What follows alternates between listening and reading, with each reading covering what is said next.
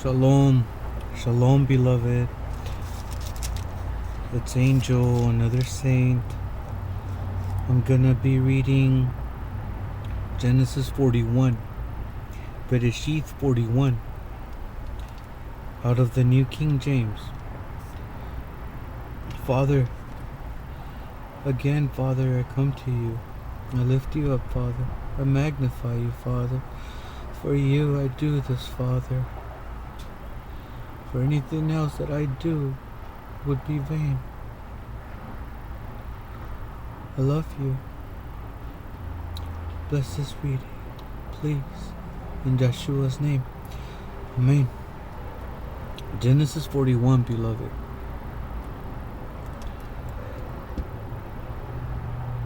Then it came to pass at the end of the 2 full years that Pharaoh had a dream, and behold, he stood by the river. Suddenly there came up out of the river 7 cows, fine looking and fat, and they fed in the meadow. Then behold, 7 other cows came up after them out of the river, ugly and gaunt, and stood by the other cows on the bank of the river. And the ugly and gaunt cows ate up the 7 fine looking and fat cows. So Pharaoh awoke. He slept and dreamt a second time, and suddenly 7 heads of grain came up on one stalk, plump and good. Then behold, 7 thin heads, blighted by the east wind, sprang up after them. And the 7 thin heads devoured the 7 plump and full heads. So Pharaoh awoke, and indeed it was a dream. Now it came to pass in the morning that his spirit was troubled, and he sent and called for all the magicians of Egypt, and all its wise men, and Pharaoh told them his dreams,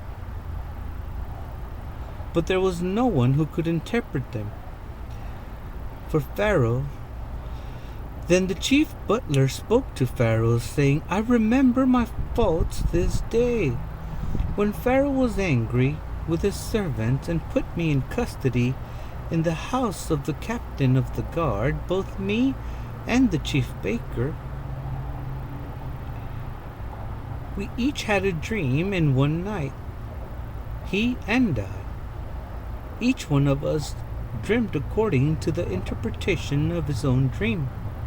Now there was a young Hebrew man with us there, a servant of the captain of the guard, and we told him, and he interpreted our dreams for us. To each man he interpreted according to his own dream, and it came to pass just as he interpreted for us. So it happened, he restored me to my office, and he hanged him. Then Pharaoh sent and called Joseph, and they brought him quickly out of the dungeon, and he shaved, changed his clothing, and came to Pharaoh. And Pharaoh said to Joseph, I have a dream. I have had a dream, and there is no one who can interpret it. But I have heard it said of you that you can understand a dream to interpret it.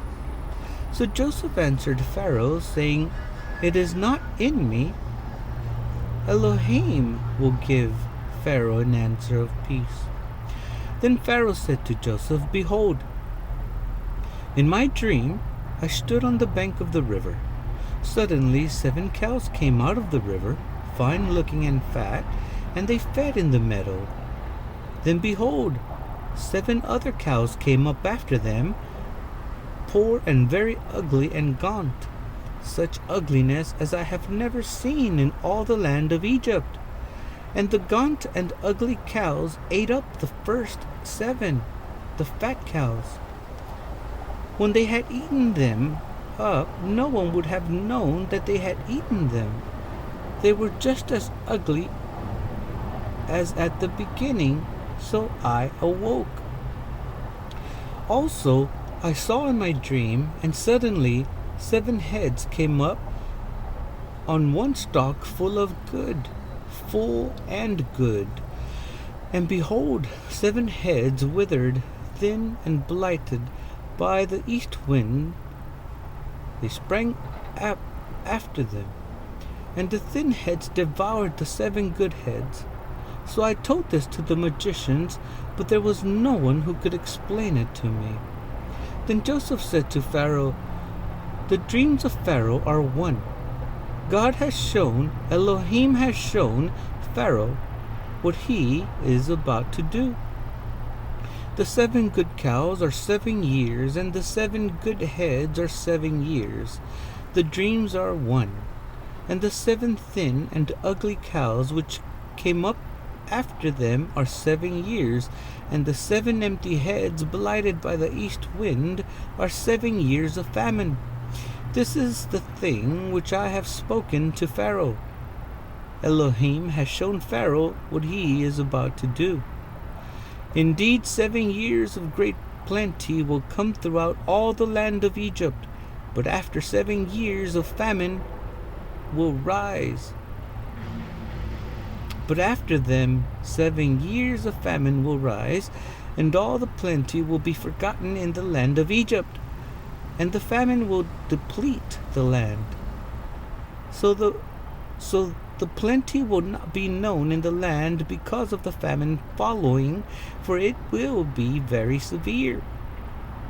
And the dream was repeated to Pharaoh twice, because the thing is established by Elohim, and Elohim will shortly bring it to pass. Now therefore let Pharaoh select a discerning and wise man, and set him over the land of Egypt.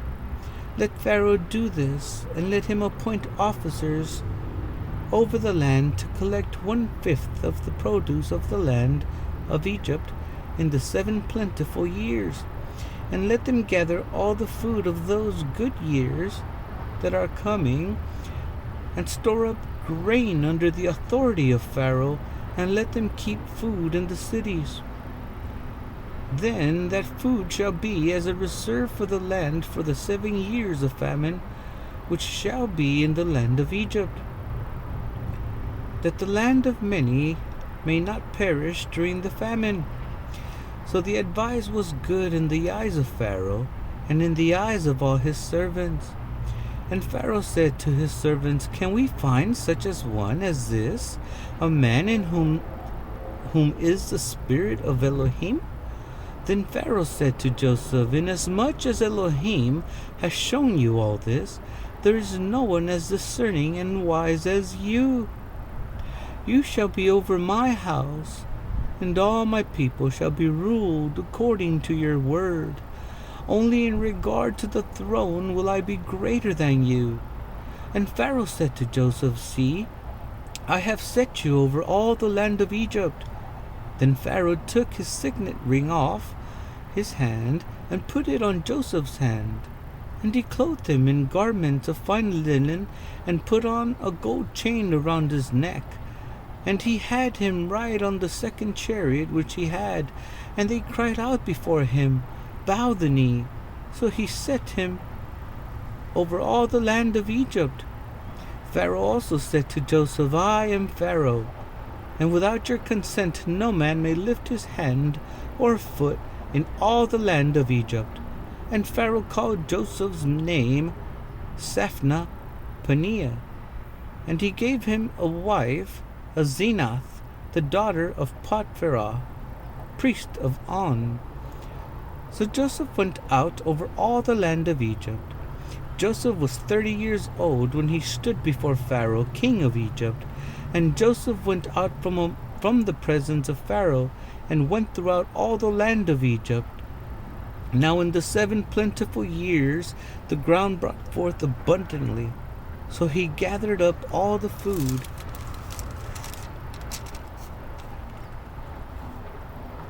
of the 7 years which were in the land of Egypt, and laid up the food in the cities. He laid up in every city the food of the fields which surrounded them. Joseph gathered very much grain as the sand of the sea, until he stopped counting for it was immeasurable. And to Joseph were born 2 sons before the years of famine, whom Asenath, the daughter of Potiphar, priest of On, bore to him. Joseph called the name of the firstborn Manasseh, for Elohim has made me forget all my toil and all my father's house. And the name of the second he called Ephraim, for Elohim has caused me to be fruitful in the land of my affliction. Then the 7 years of plenty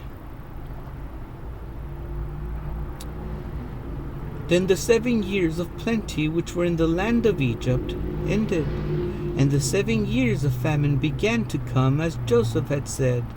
The famine was in all lands, but in all the land of Egypt there was bread. So when all the land of Egypt was famished, the people cried to Pharaoh for bread. Then Pharaoh said to all the Egyptians, "Go to Joseph. Whatever he says to you, do." The famine was over all the face of the earth, and Joseph opened all the storehouses and sold to the Egyptians. And the famine became severe in the land of Egypt.